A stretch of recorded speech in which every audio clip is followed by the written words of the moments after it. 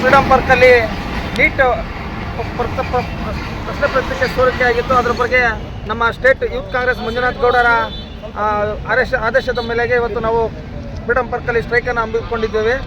ಸಾಮಾನ್ಯ ಮಧ್ಯಮ ವರ್ಗದ ಬಡವರ ಕಷ್ಟ ನಮಗೆ ಗೊತ್ತು ಸರ್. ಯಾಕೆ ಅಂತಂದರೆ ಮಕ್ಕಳನ್ನ ಯಾವ ಥರ ಓದಿಸ್ತೀವಿ ಅಂತಂದರೆ ನಿಜ ಬಹುಶಃ ರೂರಲ್ ಪ್ರದೇಶದಲ್ಲಿ ಹಳ್ಳಿ ಭಾಗದಲ್ಲಿ ನೋಡಬೇಕಾಗುತ್ತೆ. ಯಾಕೆ ಅಂದರೆ ಈಗಿನ ಕಾಲದಲ್ಲಿ ನಾವು ಯಾರಿಗೂ ಆಸೆ ಇಲ್ಲ, ಏನೋ ತೋಟ ಮಾಡಬೇಕು, ಏನೋ ಒಂದು ಮಾಡಬೇಕು, ಮನೆ ಕಟ್ಟಬೇಕು ಅನ್ನೋದೇನು ಆಸೆ ಕಾನ್ಸೆಪ್ಟ್ ಯಾರಿಗೂ ಇಲ್ಲ. ಇವತ್ತಿನ ಹಳ್ಳಿ ಕಡೆಯಿಂದ ಹಳ್ಳಿಲಿ ಮೊದಲು ಇತ್ತು ಸಿಟಿಲಿ ಮಾತ್ರ ನಮ್ಮ ಮಕ್ಕಳನ್ನ ಓದಿಸ್ಬೇಕು ಅಂತ. ಇವತ್ತು ನಮಗೂ ಆಸೆ ಇದೆ, ನಾವು ಅಮೆರಿಕಾದಲ್ಲಿ ಓದಿಸ್ಬೇಕು, ನಮ್ಮ ಮಕ್ಕಳನ್ನು MBBS ಮಾಡಿಸ್ಬೇಕು ಅಂತ ನಮಗೂ ಆಸೆ ಇದೆ. ಹಾಗಾಗಿ ನಾವು ಕಷ್ಟ ಬಿದ್ದು ತಳಮಟ್ಟದಿಂದ ಒಂದು ಶಿಕ್ಷಣ ಕೊಡಿಸ್ಬೇಕು ಅಂತ ಒದ್ದಾಡ್ತೀವಿ. ಬಹುಶಃ ನಮ್ಮ ಶಿರಾ ತಾಲೂಕಲ್ಲಿ ನಮ್ಮ TB ಜಯಚಂದ್ರ ಸಾಹೇಬರು ಕಿತ್ತೂರಾಣಿ ಚೆನ್ನಮ್ಮ ಆಮೇಲೆ ವಿದ್ಯಾರ್ಥಿ ಓದೋರಿಗೆ ಎಷ್ಟು ಅನುಕೂಲ ಮಾಡಿದ್ದಾರೆ ಅಂದರೆ, ಎಸ್ಪೆಷಲಿ ತುಮಕೂರು, ಚಿತ್ರದುರ್ಗ ಎಲ್ಲೂ ಆ ಥರ ಅವಕಾಶ ಇಲ್ಲ. ನಮ್ಮ ಶಿರಾದಲ್ಲಿ ಆ ಥರ ಬೂನಹಳ್ಳಿಯಲ್ಲಿ ಹೃದಯ ಭಾಗ ಶಿರಾದಿಂದ 2 ಕಿಲೋಮೀಟರ್ ಆಗುತ್ತೆ. ಅಷ್ಟು ವಿದ್ಯಾರ್ಥಿಗಳಿಗೆ ನಮಗೆ ಸಪೋರ್ಟ್ ಮಾಡ್ತಾರೆ. ಯಾಕೆ ಜಯಚಂದ್ರ ಸಾಹೇಬರು ಮಾಡ್ತಾರೆ? ತಳಮಟ್ಟದಿಂದ ಓದಿದರೆ ಮಕ್ಕಳು ಮುಂದೆ ಒಂದು MBBS ಆಗ್ತಾರೆ, ಇಂಜಿನಿಯರ್ ಆಗ್ತಾರೆ, ನಮ್ಮ ತಾಲೂಕು ಅಭಿವೃದ್ಧಿ ಆಗುತ್ತೆ, ನಮ್ಮ ರೈತರ ಮಕ್ಕಳು ಅಫಿಷಿಯಲ್ ಆಗ್ತಾರೆ ಅನ್ನೋ ಒಂದು ಮನೋಭಾವನೆ ಇಟ್ಕೊಂಡು ಮಾಡ್ತಾರೆ. ಅಲ್ಲಿ SLC ಮಾಡಿ ಇಲ್ಲಿಗೆ ನಾವು 2nd PUC ಡಿಗ್ರಿವರೆಗೂ ಕಳಿಸಿದ ತಕ್ಷಣ ಏನಾಗುತ್ತೆ ಅಂತಂದರೆ ತಾಯಿ ತಂದೆಗೆ ಫೀಸ್ ಕಟ್ಟೋದು ದುಡ್ಡಿರಲ್ಲ, ತಂದೆ ಹತ್ರ ದುಡ್ಡಿರಲ್ಲ, ಮಗು ಮನಸ್ಸು ಕಷ್ಟ ಅನ್ನೋದು ಗೊತ್ತಾಗುತ್ತೆ. ಸರ್, ಇದು ಸತ್ಯವಾಗಿ ಹೇಳ್ತಿದ್ದೀನಿ. ನಾನು ಒಬ್ಬ ಕಾಂಗ್ರೆಸ್ ಪಕ್ಷದ ಕಾರ್ಯಕರ್ತ ಆಗಿ ಹೇಳ್ತಾ ಇಲ್ಲ, ನಾನು ಒಬ್ಬ ಕರ್ನಾಟಕ ಪ್ರಜೆಯಾಗಿ ಹೇಳ್ತಾ ಇದ್ದೀನಿ. ಮಗುಗೆ ಫೀಸ್ ಕಟ್ಟೋಕ್ಕಿಲ್ಲ ಅಂತಂದರೆ ಬಹುಶಃ ಒಡವೆ ಮಾರಾಟಕ್ಕೆ ಯಾವುದಾದ್ರೂ ವಸ್ತಿದ್ರೆ ಮಾರಾದರೂ ಇವತ್ತು ಫೀಸ್ ಕಟ್ಟಿ ಮಕ್ಕಳನ್ನ ಓದಿಸ್ಬೇಕು ಅಂತ ಇದ್ದಾರೆ. ಬಹುಶಃ BJP ಸರ್ಕಾರ ಬಂದಾಗ ಇನ್ನೊಂದು ವಿಚಾರ ಏನೋ ಅಂಧಭಕ್ತರು ಎಲ್ಲರೂ ಹೇಳ್ತಾ ಇರ್ತಾರೆ, ಅದೇನೋ ದೊಡ್ಡದ ಅನ್ನೋ ರೀತಿ ಹೇಳ್ತಾರೆ.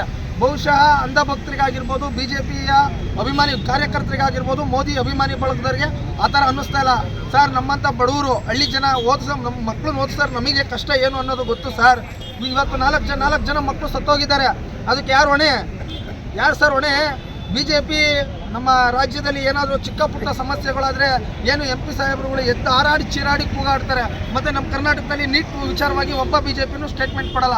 ಏನು ಸೆಂಟ್ರಲ್ ಮಿನಿಸ್ಟರ್ ಧರ್ಮಪ್ರತಾಪ್ ಏನಿದಾರೋ ಅವರು ಕದ್ದು ಓಡೋಗ್ತಾರೆ ಮೀಡಿಯಾದವ್ರ ಮುಂದೆ. ಬಹುಶಃ ಇದಾಗಿ 1 ವಾರ ಆದ್ರೂ ಒಂದು ಮೀಡಿಯಾ ಮುಂದೂ ಒಂದು ಸ್ಟೇಟ್ಮೆಂಟ್ ಕೊಡಲ್ಲ.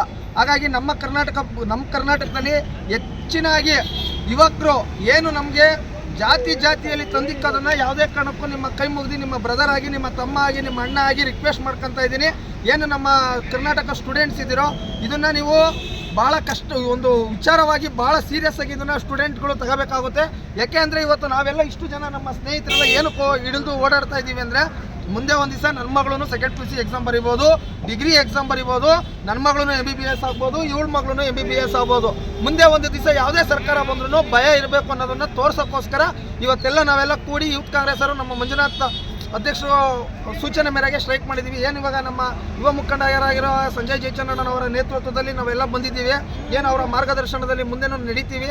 ಹಾಗೆ ಏನಾದ್ರೂ ಮುಂದಿನ ದಿನಗಳಲ್ಲಿ ಯಾವುದೇ ವಿಚಾರದಲ್ಲಿ ರಾಜಕೀಯವಾಗಿ ಕಾಲಿಡಬೇಕಾದ್ರೆ ಹೆಜ್ಜೆಯನ್ನು ಕರೆಕ್ಟಾಗಿ ಇಡಬೇಕು ಅಂತ ಹೇಳ್ಬಿಟ್ಟು ನಮ್ಮ ರಾಜ್ಯದ ಎಲ್ಲ ಸಮುದಾಯದ ವರ್ಗದವರಿಗೆ ನನ್ನ ಕೈ ಮುಗಿದು ಮನವಿ ಮಾಡ್ತಾ ಇದ್ದೀನಿ. ನಮ್ಮ ರಾಜ್ಯದಲ್ಲಿ ಯಾವುದೇ ಕಾರಣಕ್ಕೆ ಕೋಮುವಾದಿ ಪಕ್ಷಕ್ಕೆ ಅವಕಾಶ ಮಾಡಿಕೊಡ್ಬೇಡಿ, ದಯಮಾಡಿ ಅರ್ಥ ಮಾಡ್ಕೊಳ್ರಿ.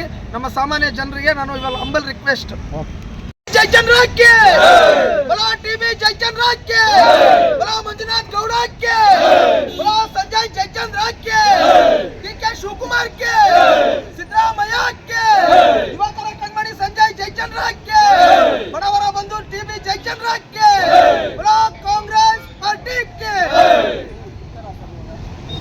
ಮಕ್ಕಳ ಜೀವನದಲ್ಲಿ ಚೆಲ್ಲಾಟ ಆಡುತ್ತಿರುವ BJP ಪಕ್ಷಕ್ಕೆ, ಮಕ್ಕಳ ಭವಿಷ್ಯದಲ್ಲಿ ಚೆಲ್ಲಾಟ ಆಡುತ್ತಿರುವ BJP ಸರ್ಕಾರಕ್ಕೆ ಧಿಕ್ಕಾರ, ಧಿಕ್ಕಾರ, ಧಿಕ್ಕಾರ, ಧಿಕ್ಕಾರ, ಧಿಕ್ಕಾರ,